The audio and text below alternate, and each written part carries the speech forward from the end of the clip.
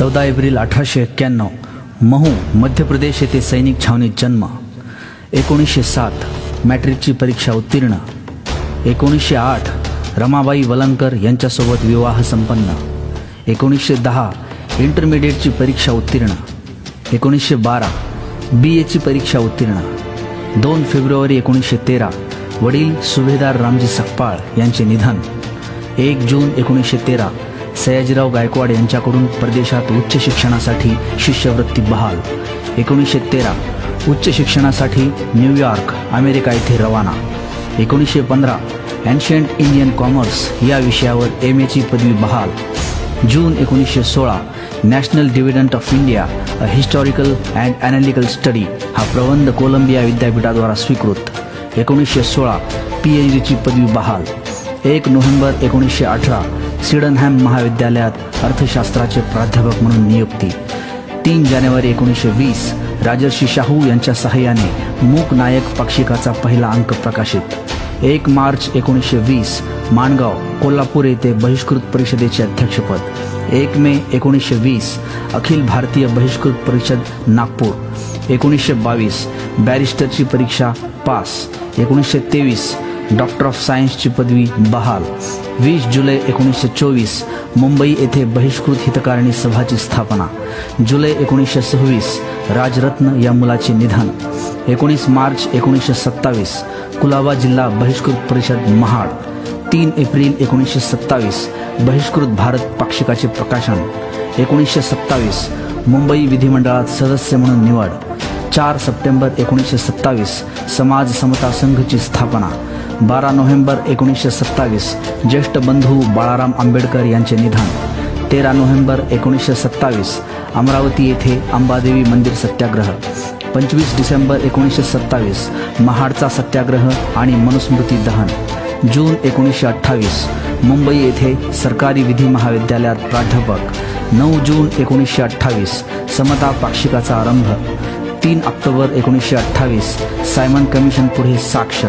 1929 अस्पृश्यासाठी 33% आरक्षण ठेवण्याबाबत मुंबई विधिमंडळात भाषण. 3 मार्च 1930 काळाराम मंदिर नाशिक येथे सत्याग्रह प्रारंभ. 2 ऑक्टोबर 1930 लंडन येथे गोलमेज परिषदेसाठी मुंबईहून रवाना. नोव्हेंबर 1930 गोलमेज परिषदेत अस्पृश्यांची बाजू ठामपणे मांडली. 24 नोव्हेंबर 1930 जनता साप्ताहिकाचा आरंभ. 14 ऑगस्ट 1931 मणिभवन मुंबई येथे गांधीजीसोबत पहिली भेट. 8 ऑक्टोबर 1931 अल्पसंख्याकांच्या प्रश्नाबाबत गांधीजींच्या धोरणाला गोलमेज परिषदेत विरोध.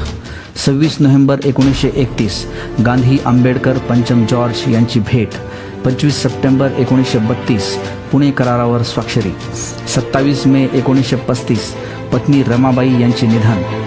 2 जून 1935 मुंबई विधी महाविद्यालयाच्या प्राचार्य पदावर नियुक्ती. 13 ऑक्टोबर 1935 हिंदू म्हणून जन्माला आलो पण हिंदू म्हणून मरणार नाही डॉक्टर आंबेडकरांची येवला येथे धर्मांतराची घोषणा. मे 1936 जाती प्रथेचे निर्मूलन भाषण प्रकाशित. 31 मे 1936 मुक्ती कोणपथे विख्यात भाषण मुंबई.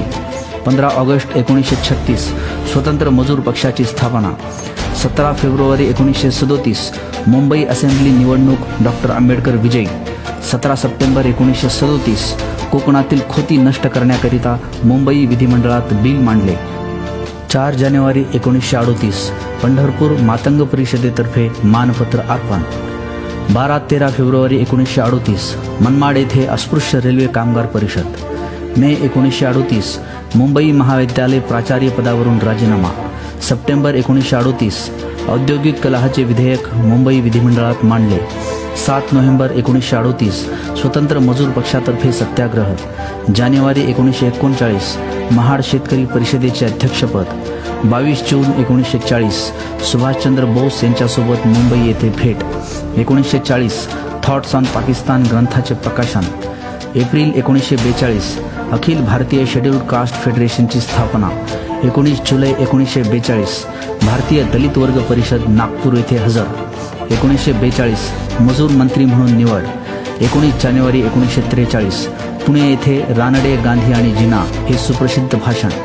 जून 1945 काँग्रेस आणि गांधी यांनी अस्पृश्यांप्रती काय केले हा ग्रंथ प्रकाशित.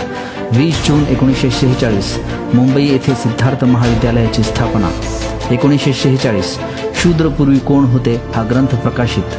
17 डिसेंबर 1946 भारताला कोणतीही शक्ती एकात्मक होण्यापासून परावृत्त करू शकत नाही, संसदेत भाषण. ऑगस्ट 1947 भारताचे पहिले कायदेमंत्री म्हणून मंत्रिमंडळात समावेश. 29 ऑगस्ट 1947 संविधान मसुदा समितीच्या अध्यक्षपदावर निवड. 15 एप्रिल 1948 डॉक्टर शारदा कबीर यांच्यासोबत विवाह. ऑक्टोबर 1948 दी अनटचेबल ग्रंथ प्रकाशित. सप्टेंबर 1948 सरसंघचालक माधवराव गोळवळकर यांच्यासोबत भेट. 4 नोव्हेंबर 1948 घटनेचा मसुदा घटना समितीसमोर ठेवला. 25 नोव्हेंबर 1949 घटना समितीत देशभक्तीने ओथंबलेले समारोपीय भाषण. 26 नोव्हेंबर 1949 घटना समितीने घटना स्वीकारली. मे 1950 बुद्ध आणि त्यांच्या धम्माचे भवितव्य हा लेख महाबोधी संस्थेच्या मासिकात प्रसिद्ध. 25 मे 1950 कोलंबोत विश्व बौद्ध परिषदेला उपस्थित. 19 जून 1950 औरंगाबाद येथे मिलिंद महाविद्यालय स्थापन. मे 1951 लोकप्रतिनिधित्व विधेयक लोकसभेपुढे मांडले. सप्टेंबर 1951 हिंदू स्त्रियांची उन्नती आणि अवनती हा लेख प्रसिद्ध. 27 सप्टेंबर 1951 हिंदू कोड बिल आणि मागासवर्गीयांच्या आरक्षणाबाबत मंत्रिपरिषदेचा राजीनामा.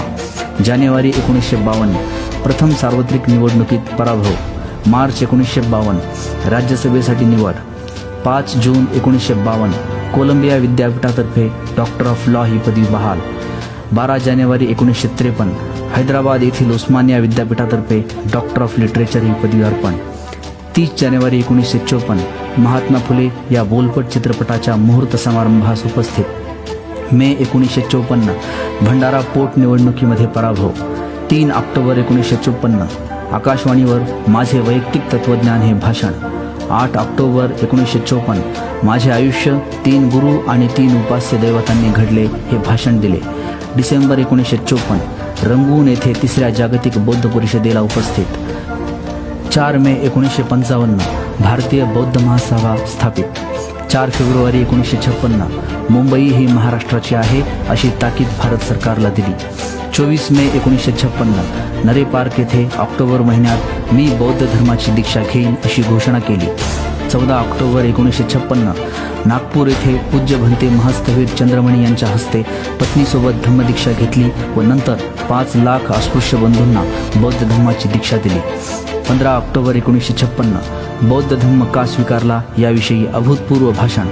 16 ऑक्टोबर 1956 चंद्रपूर येथे 2 लाख अस्पृश्य बंधूंना धम्मदीक्षा.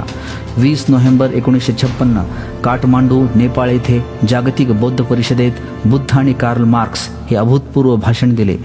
6 डिसेंबर 1956 दिल्ली येथे त्यांच्या निवासस्थानी महापरिनिर्वाण झाले.